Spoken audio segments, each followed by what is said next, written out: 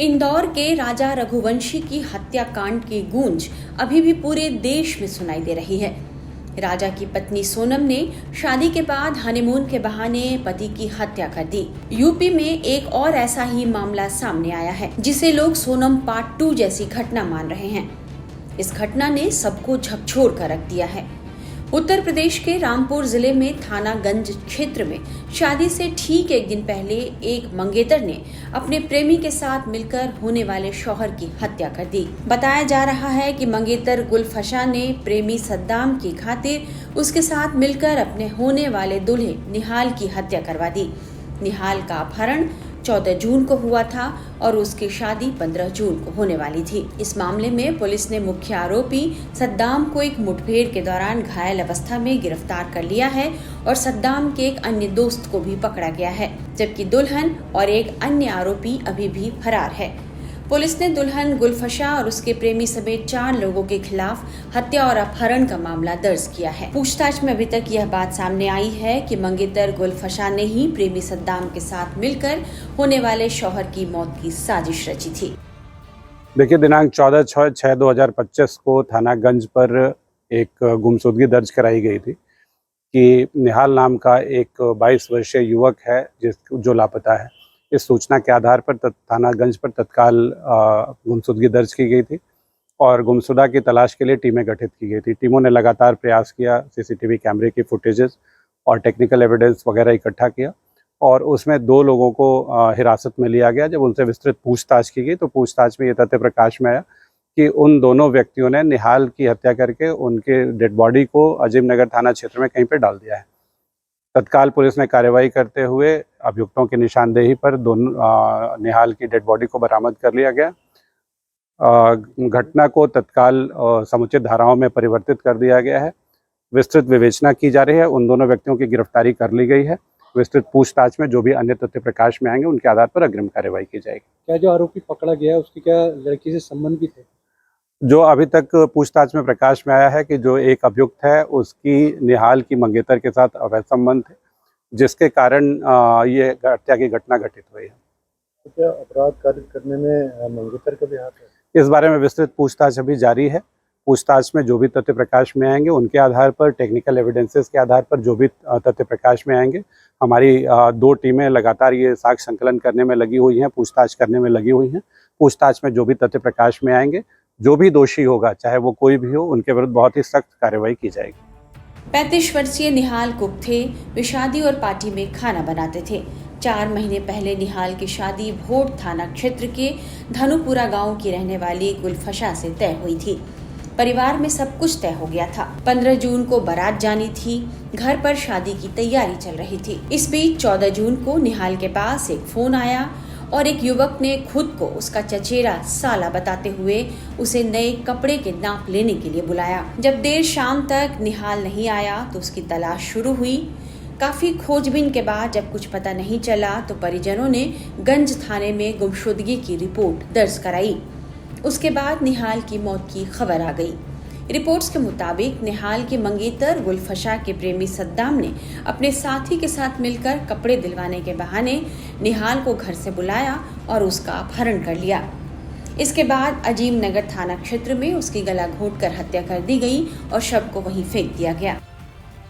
ये पूरी घटना ऐसी हुई थी कि ये अपने जीजा के साथ थे यहाँ पे घर पे और सब लोग होटल में खाना खाने के लिए चले गए थे सब लोग। तो इनके पास फोन आया निहाल के पास कि चलो आ जाओ निहाल, तुम यहाँ पर, हम तुम्हारे कपड़े दिलवाएंगे, हम लड़की के चचेरे भाई बोल रहे हैं।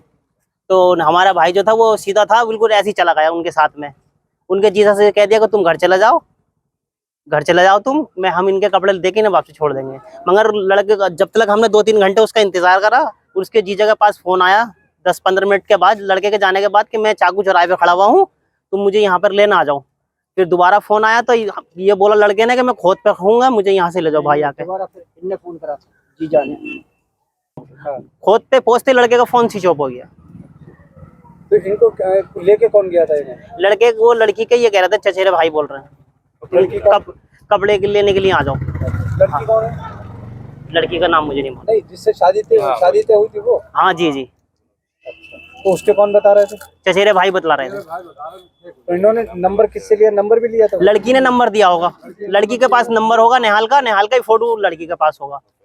अफेयर चलता था उस लड़के के साथ, जो लड़का लेके गया नेहाल को। उनसे? लड़की का नाम है गुलफ्सा। उनसे अफेयर, लड़की से अफेयर चल रहा था? जी जी। तो शादी के कितने दिन पहले क्या कहते हैं? ये एक ही दिन पहले हुआ। जैसे आज मंडा है, कल बारात जाती, मंडे के टाइम पे ही हो गया। ये 10:30 11 बजे का टाइम था। आपको कैसे पता चला? सब हम होटल में थे ना। तो होटल जैसे हमारे पास फोन गया है सबका, वैसे हम खाना वाना छोड़ छाड़ के भाग गए। क्योंकि शादी की दावत चल रही थी? जी जी।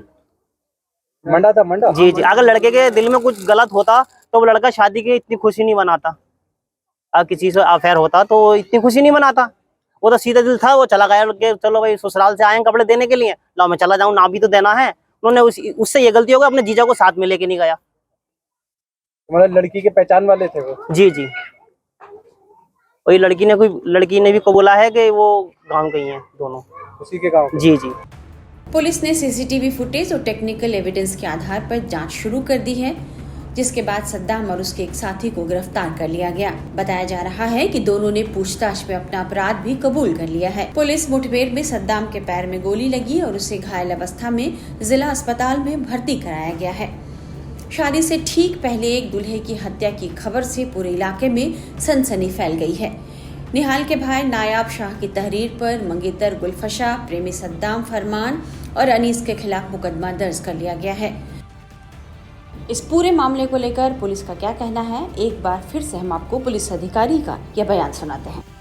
देखिए, दिनांक 14/6/2025 को थाना गंज पर एक गुमशुदगी दर्ज कराई गई थी कि निहाल नाम का एक 22 वर्षीय युवक है जो लापता है।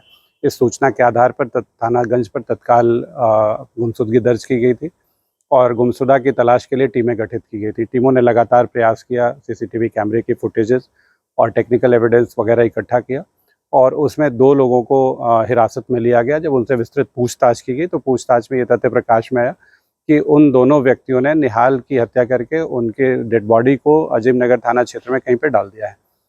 तत्काल पुलिस ने कार्रवाई करते हुए अभियुक्तों की निशानदेही पर निहाल की डेड बॉडी को बरामद कर लिया गया।